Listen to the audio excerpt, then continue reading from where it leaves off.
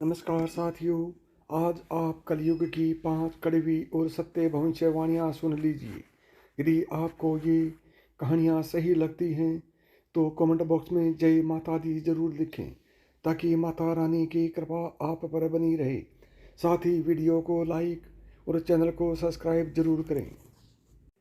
भगवान ने पहले ही क्यों बता दिया था कि कलयुग में लड़की के विवाह में लाखों रुपए खर्च किए जाएंगे। बात उस समय की है जब पांचों पांडवों को वनवास हो गया था।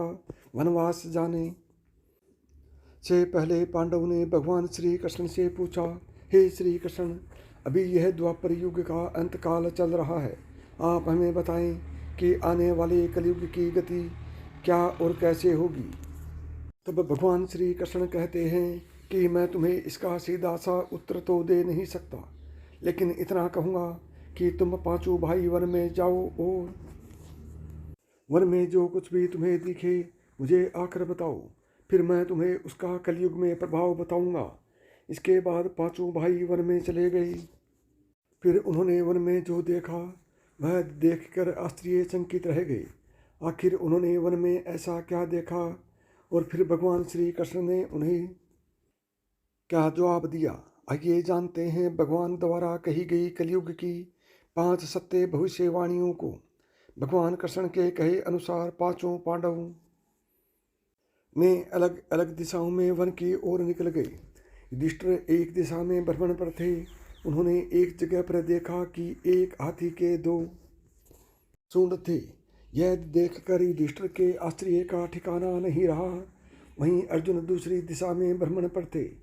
कुछ दूर जंगल में जाने पर उन्होंने जो देखा उसे देखकर वह भी आश्चर्यचकित रह गए।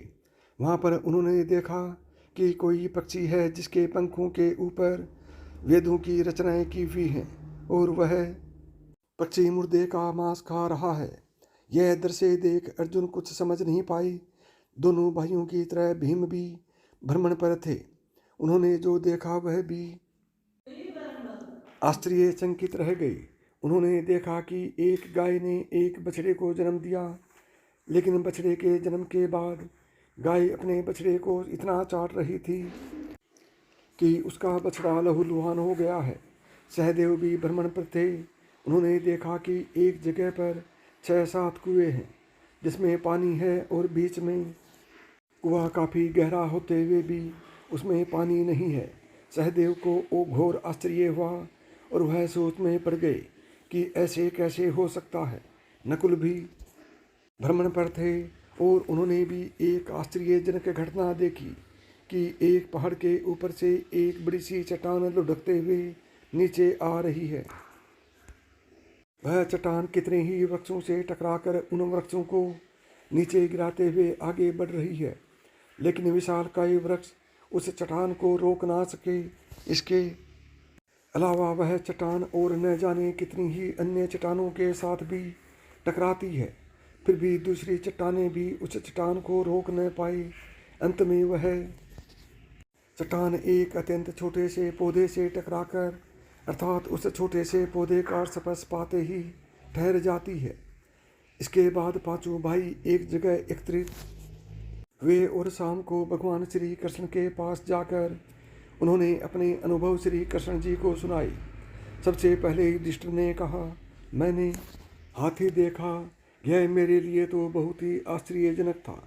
तब भगवान श्री कृष्ण कहते हैं कि प्रिय पांडवों, अभी तुम कल की काल जिस युग में भगवान श्री विष्णु कल की अवतार लेंगे उस युग की यानी कलयुग की बात सुनो। तब भगवान श्री कृष्ण ने कहा कि कलयुग में ऐसे लोगों का राज्य होगा जो दोनों ओर से शोषण करेंगे, बोलेंगे कुछ और, करेंगे कुछ और, मन में कुछ और होगा और कर्म कुछ और होंगे। ऐसे ही लोगों का कलयुग में राज होगा। पांडवों, तुम कलयुग आने से पहले तक राज्य कर लो। युधिष्ठिर के बाद अर्जुन ने कहा, मैंने जो देखा है वह तो कहीं ज़्यादा आश्चर्यजनक था। मैंने देखा कि एक पक्षी के पंखों पर वेदों की रचनाएं लिखी हुई हैं, पर वह पक्षी मुर्दे का मांस खा रहा है। तब भगवान श्री कृष्ण कहते हैं कि कलयुग में ऐसे लोग रहेंगे जो बड़े ज्ञानी कहलाएंगे, विज्ञान की चर्चा करेंगे, लेकिन उनके आचरण राक्षसी होंगे। वह बड़े पंडित और विद्वान कहलाएंगे, किंतु यह देखते रहेंगे कि कौन सा मनुष्य कब मरे, कब हमारे सभी रिश्ते नाते मारें और हमारे नाम से संपत्ति हो जाए। भगवान श्री कृष्ण अर्जुन से कहते हैं कि हे अर्जुन, राजनीति के व्यक्ति विचार करेंगे कौन से मनुष्य को मारा जाए और राजनीतिक गद्दी हमारे नाम पर हो जाए। कलयुग के लोग हर जाति धर्म पर प्रमुख पदों पर बैठकर विचार करेंगे कि कब किसका श्राद्ध हो और कौन कब किस पद से हटे और हम उस पद पर चढ़कर बैठ जाएं। चाहे कितने भी बड़े लोग हों, परंतु उनकी दृष्टि धन और पद के ऊपर ही रहेगी। ऐसे लोगों की ही बहुतायत होगी और कलयुग में ऐसे लोगों का ही राजकाज होगा। अर्जुन के बाद भीम ने अपना अनुभव भगवान श्री कृष्ण को सुनाया। भीम ने कहा कि मैंने तो यह देखा कि एक गाय अपने बछड़े को जन्म देने के बाद इतना चाटती है कि बछड़ा लहूलुहान हो जाता है। तब भगवान श्री कृष्ण कहते हैं कि कलयुग का मनुष्य शिशुपाल हो जाएगा। कलयुग में माताओं की अपने बच्चों के लिए ममता इतनी बढ़ जाएगी कि उन्हें अपने विकास का अवसर ही नहीं मिलेगा। मोह माया में ही घर बर्बाद हो जाएगा। किसी का बेटा घर छोड़कर साधु बनेगा तो हजारों लोग उस साधु के दर्शन करने को तरसेंगे, और यदि उनके अपने बेटे के साधु बनना चाहा तो रोएंगे कि मेरे बेटे का क्या होगा। इतनी ज़्यादा ममता होगी कि लोग अपने बच्चों को उसे मोह माया और परिवार में ही बांध कर रखेंगे। उसका जीवन वहीं खत्म हो जाएगा। तब भगवान श्री कृष्ण भीम को समझाते हुए कहते हैं कि हर मनुष्य को यह जानना जरूरी है कि वास्तव में लड़के तुम्हारे नहीं हैं, वह तो बहुओं की अमानत है और लड़कियां जमाइयों की अमानत है। तुम्हारा यह शरीर मृत्यु की अमानत है और तुम्हारी आत्मा परमात्मा की अमानत है। इसलिए तुम्हारा अपने शाश्वत संबंध को जानना आवश्यक है। भीम के बाद सहदेव ने भगवान श्री कृष्ण से कहा कि हे श्री कृष्ण, मैंने यह देखा कि एक जगह पर 6-7 बड़े कुओं के बीच एक गहरा कुआं बिल्कुल खाली है, जबकि ऐसा संभव कैसे हो सकता है। तब भगवान श्री कृष्ण सहदेव को जवाब में कहते हैं कि कलयुग में लोग लड़की के विवाह में, मकान के उत्सव में और छोटे बड़े उत्सवों में लाखों रुपए खर्च कर देंगे, किंतु पड़ोस में ही यदि कोई भूखा प्यासा मर रहा होगा तो यह नहीं देखेंगे कि उसका पेट भरा है या नहीं। उनका अपना ही सगा भूख से मर जाएगा। परेशानी में अपने सगे रिश्ते नातों का साथ नहीं देंगे, उसे ऐसे ही परेशान देखते रहेंगे और दूसरी ओर खुद मौज मदिरा मांस भक्षक सुंदरता और जश्न में धन उड़ाएंगे, किंतु किसी के दो आंसू पोंछने में उनकी रुचि ना होगी। कहने का तात्पर्य यह है कि कलयुग में अन्न के भंडार होंगे, लेकिन लोग भूख से मरेंगे। सामने जंगलों में ऐसो आराम चल रहे होंगे, लेकिन पास की झोपड़ी में आदमी भूख से मर जाएगा। एक ही जगह पर असमानता अपने चरम पर होगी। वहीं बेटे अपने वृद्ध माँ बाप को बुढ़ापे में उन्हें नहीं देखेंगे, और कुछ माता पिता भी धन के लिए अपनी औलाद में भेदभाव करेंगे।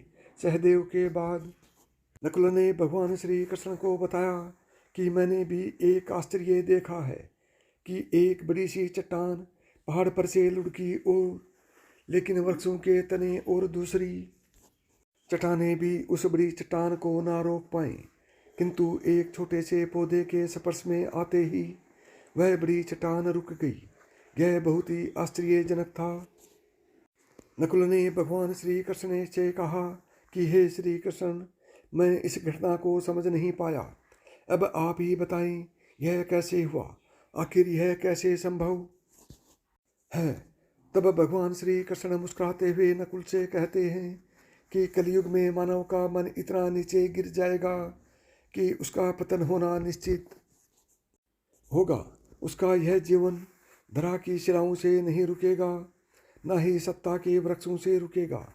जब मनुष्य अपने जीवन के आखिरी पड़ाव में होगा, तब उसे परमात्मा रूपी अंतर्ध्यान होगा कि उसका पूरा जीवन तो व्यर्थ की चीज़ों की चिंता करने में ही निकला। असली मुक्ति तो हरि नाम है।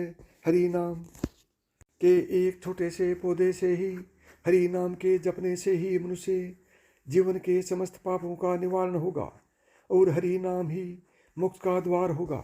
भक्तों, भगवान में आस्था रखें। मनुष्य का पूरा जीवन एक माया जाल है। मनुष्य को उम्र के अंतिम पड़ाव में ही एहसास होता है कि मंजिल केवल परमात्मा है। यही पड़ाव पूरे जीवन के कर्मों का लेखा जोखा दिखा देता है।